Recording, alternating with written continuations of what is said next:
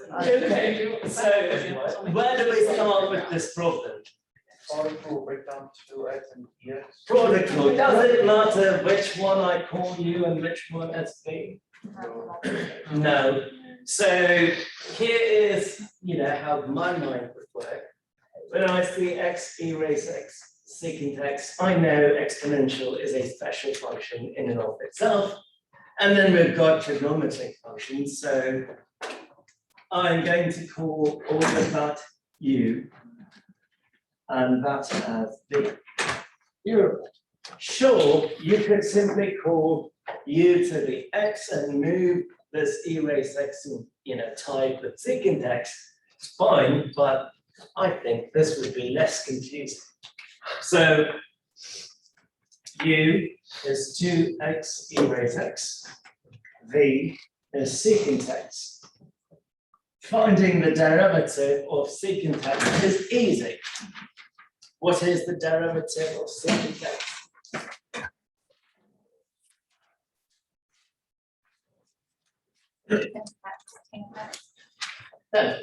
Secant x multiplied by tangent x.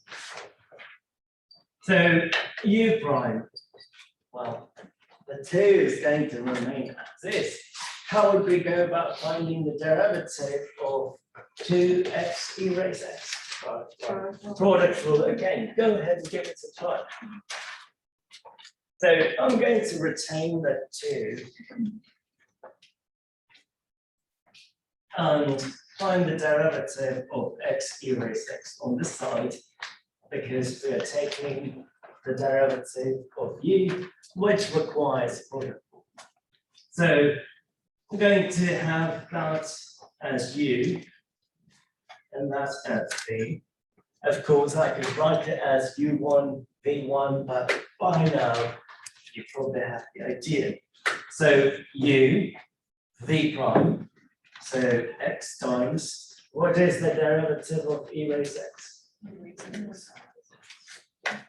Plus v, u prime, what is the derivative of x? 1. What do we have in common? E raised x. If we pull that out, we simply have e raised x multiplied by x plus 1 as the derivative of x e raised x. So I can take this and plug it in there.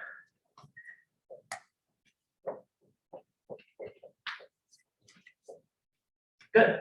So that is the problem within problem part. I took care of that. So moving on to the derivative of f prime of x. It's u v prime plus v u prime.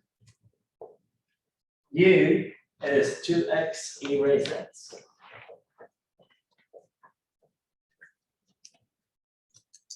V prime secant x.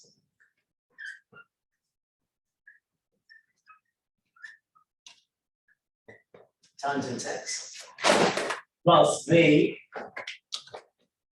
secant x multiplied by u prime to e raised x times x plus 1. What do we have in common? Secant x and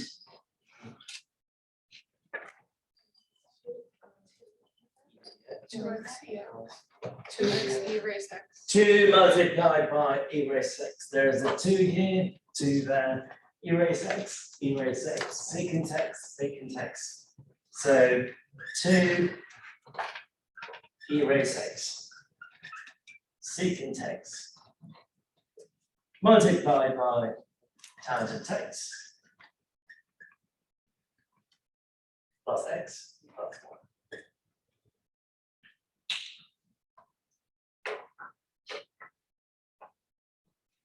I wouldn't try to simplify this any further because that would be 1 over cosine.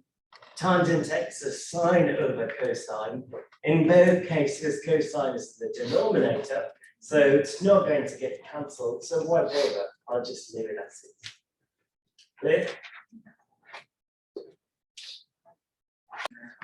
I just got rid of it, which I should not have, so x. Okay, so there is an x here, I forgot to put it in there. So I can't pull an x out because this term has x plus 1, not just x. So I can't pull x out. So x tangent x plus x plus 1. Okay, so of course we need quotient rule u cosine x plus 1. Not bad. Minus 1. V cosine x plus 1. Sure, I can change the order, but then the formula will change. I don't want to do that. So u prime, what is the derivative of cosine x? Negative sin x. Derivative of negative 1, 0. Negative. Same. Derivative of positive 1, also 0.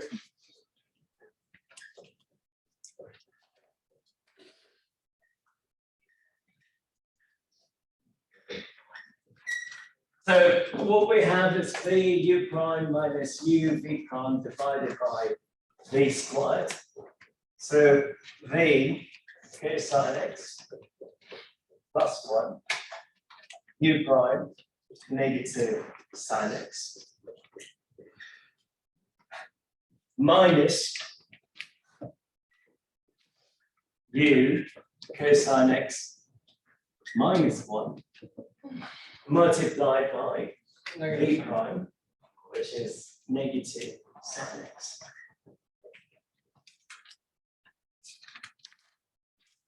And the entire thing divided by cosine x plus 1 or squared. Good. If you have problems with algebra, there are plenty of videos on my channel that go over all types of algebra. So you might have a different way of distributing things. This is how my mind works. So I look at that, so I'm going to take this down, multiply with negative sine x, so minus sine x, cosine x, plus times minus 1 times sine x, sine x. Good so far. Now, since I see a negative here, I'm going to start at that point. If this was positive, doesn't matter. But since it is negative, I'm going to start with the negative. Negative times cosine x, negative cosine x, times negative sine x, positive sine x, cosine x. Good.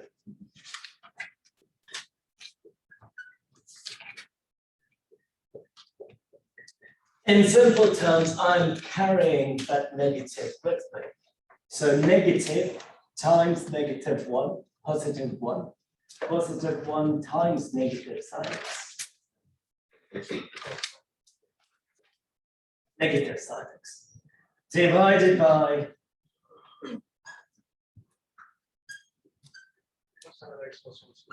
squared. Is there something that would get cancelled?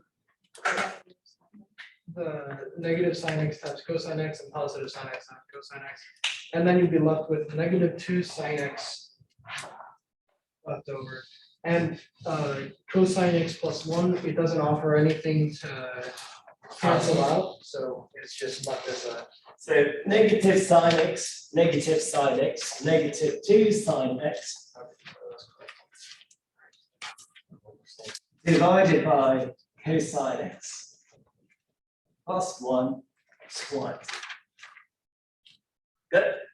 The only way that you could do something to that denominator is by foiling. That's unnecessary because I don't see anything getting cancelled. Yes. I know that's before, but could you use chain rule on that bottom one? Why? If you go, like, let's say we're finding the second derivative, would you use that? Yeah, Okay. if we have to find the second derivative, yes. You really want to use it? So I just wanna know if I got it right or not. that is all for this problem. And we want to evaluate the derivative at pi over 4. So evaluate at pi over 4. That simply means I'm plugging in pi over 4. So -2 sine pi over 4 divided by cosine pi over 4 plus 1 squared.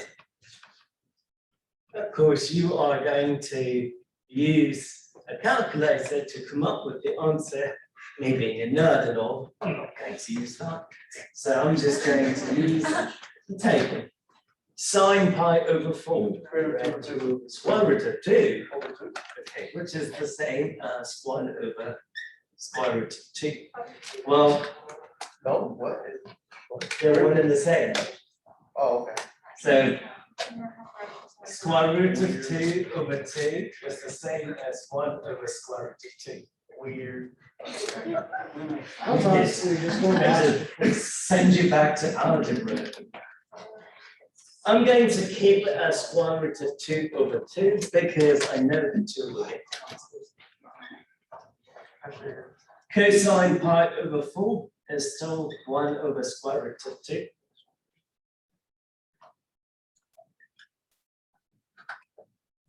So whether you write it as 1 over square root of 2 or square root of 2 over 2, they are one and the same. You have to use properties of exponents to verify that. So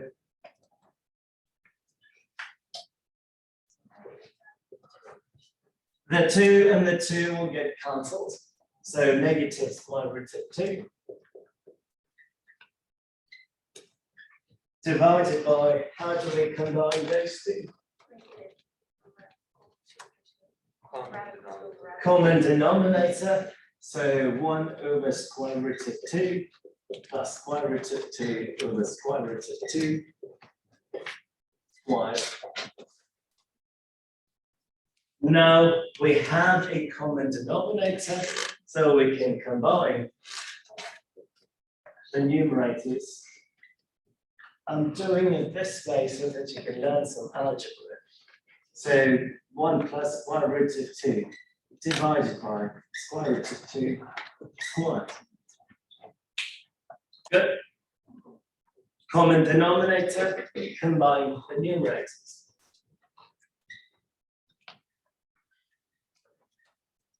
If you use the calculator, you have a decimal value by now, but it's good to write it this way. That was more so the question.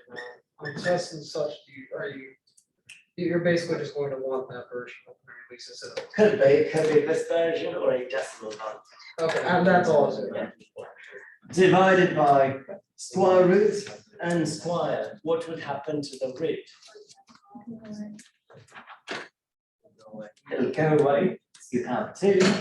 There's one last step, how can I write that?